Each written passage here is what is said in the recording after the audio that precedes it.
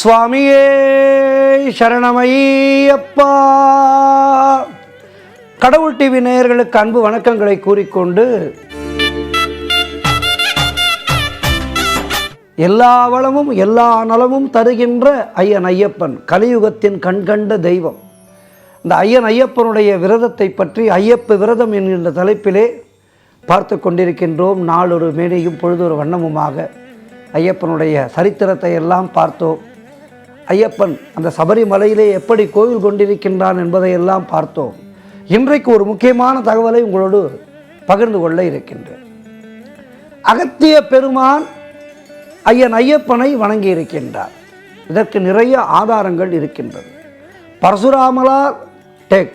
பரசுராமரால் பிரதிஷ்டை செய்யப்பட்ட ஒரு அருமையான கோவில் இந்த ஐயப்பன் கோவில். கேரள தேசமே பரசுராமரால் உருவாக்கப்பட்டது. அதனால்தான் அதற்கு பரசுராம க்ஷேத்திரம் என்று பெயர். ஆகவே இந்த பரசுராமர் இந்த கேரளத்தை உருவாக்கிய போது அவர் கால்நடையாக பொதிகை மலை நோக்கி வருகின்றார். இந்த பொதிகை மலை நோக்கி வருகின்ற வேளையிலே பொதிகை மலையிலே அடிவாரத்திலே சொரிமுத்தையனார் இருக்கின்றார். கன்னியாகுமரி பகவதியை பார்த்திருக்கின்றார். கன்னியாகுமரி பகவதி சொரிமுத்தையனாருடைய அந்த ரூபம்தான் ஐயன் ஐயப்பன். ஆகவே ஐயப்பனை மிக அழகான முறையிலே அங்கே கேரளத்திலே பிரதிஷ்டை செய்கின்றார். தாய் பகவதி, இந்த தாய் பகவதியை சோட்டானிக்கரையிலே பிரதிஷ்டை செய்கின்றார். இப்படி கேரளத்தை உருவாக்கும் போதே பரசுராமர் மிக அழகாக திட்டமிட்டு தெய்வங்களை, அதாவது கேரளத்துக்கு எந்த தெய்வங்களை வைத்தால் அந்த கேரளம் செழிப்புறுமோ அப்படி அந்த தெய்வங்களை பிரதிஷ்டை செய்து அதற்கான வழிபாடுகளை செய்வதற்காக தீட்சிதர்களை அழைத்து சென்று முறையான முறையிலே கேரளத்தை உருவாக்குகின்றார். பின்னாளிலே மணிகண்டன் ஐயன் ஐயப்பனாக அந்த சபரிமலையிலே அமர்கின்றார். நன்றாக புரிந்து கொள்ளுங்கள். ஐயன் ஐயப்பனுடைய மூலாதாரமான சொரிமுத்தையனாரை ஏற்கனவே நம்முடைய பரசுராமர் கேரளத்திலே பிரதிஷ்டை செய்துவிட்டார்.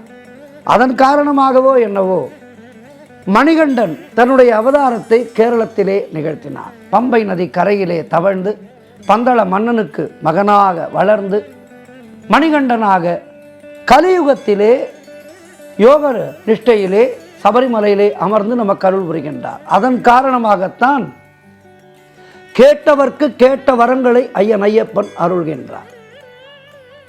அகத்தியர் கலியுகத்திலே அகத்தியருக்கு மரணம் என்பதே கிடையாது. அவர் சிரஞ்சீவியாக வாழும் வல்லமை பெற்றவர்.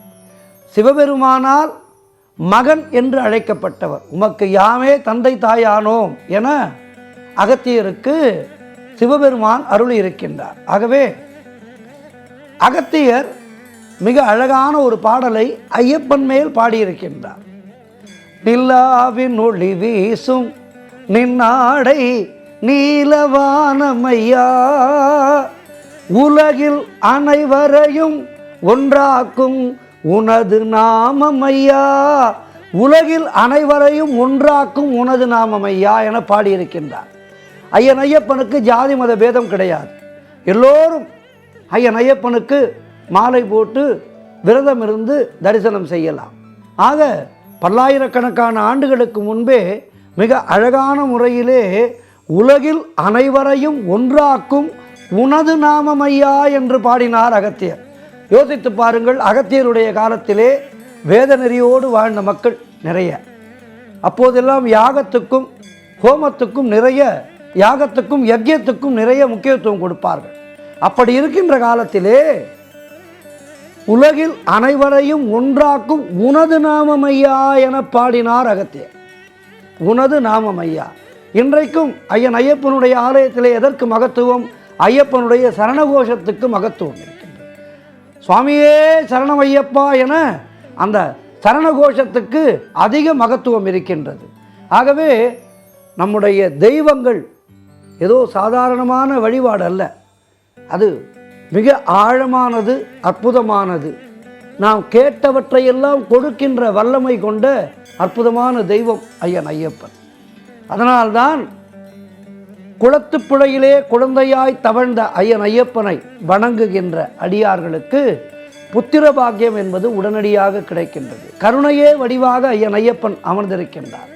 அந்த கருணையே வடிவாக ஐயன் ஐயப்பன் அமர்ந்திருக்கின்ற காரணத்தினாலே புத்திர பாக்கியம் கிடைக்காத தம்பதிகள் மாலையிட்டு அவருடைய வீட்டிலே அந்த கணவருக்கு முடிந்தால் அவரே மாலையிட்டு மலைக்கு செல்ல வேண்டும்.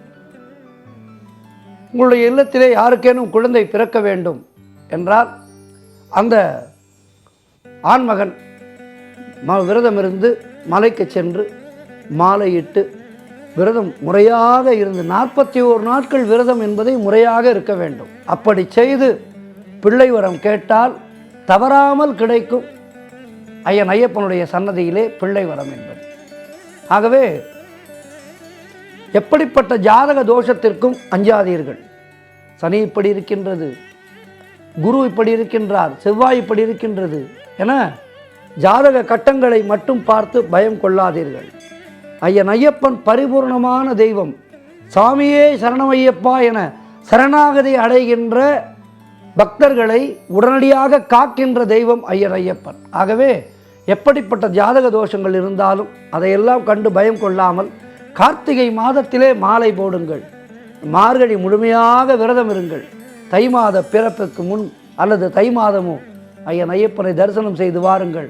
உங்களுடைய வாழ்விலே எல்லா விதமான வளமும் நலமும் நிச்சயமாக சேரும். இதிலே எந்த விதமான ஐயமும் இல்லை. அண்டினோரை ஆதரிக்கும் தெய்வம் ஐயன் ஐயப்பன். எப்படி வாவரை ஆதரித்தாரோ அதுபோல தன்னை அண்டிய அன்பர்களை அவர்களுடைய குற்றங்களை எல்லாம் பொறுத்து குளத்தூர் பாலா குலக்கொழுந்தே எங்கள் குற்றங்கள் பொறுத்தருள்வாய், நம்முடைய குற்றங்களை எல்லாம் பொறுத்தருளுகின்ற அற்புதமான தெய்வம் ஐயன் ஐயப்பன். ஆகவே சரணாகதி என அவனுடைய பாதங்களை சரணடைபவருக்கு எல்லா விதமான வளங்களையும் நலங்களையும் அள்ளி தருபவன் ஐயன் ஐயப்பன்.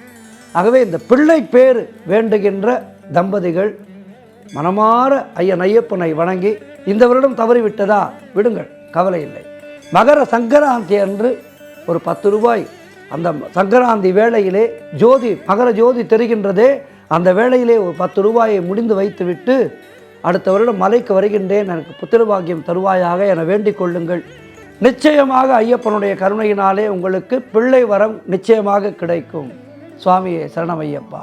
மேலும் சந்திப்போம்.